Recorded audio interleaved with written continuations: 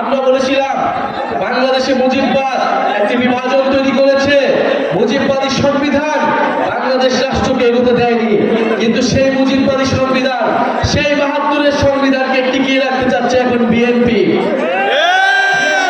চাঁদাবাজদের দল তৈরি হয়েছে,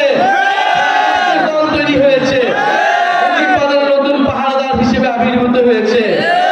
ফলে চাঁদাবাজ এবং মুজিববাদের নতুন পাহারাদার এসেছে, সেই পাহারাদারকেও আপনাদেরকে প্রতিহত করতে হবে, তাদের বিরুদ্ধে সংগ্রাম করতে হবে। সংগ্রামী বন্ধুগণ, আমরা অনৈক্য চাই না, আমরা বিভাজন চাই না, কিন্তু যদি জনগণের বিরুদ্ধে দাঁড়ায়, জুলাই গণ অভ্যুত্থানের বিরুদ্ধে কোনো শক্তি দাঁড়ায়, তবে অবশ্যই তাদের সাথে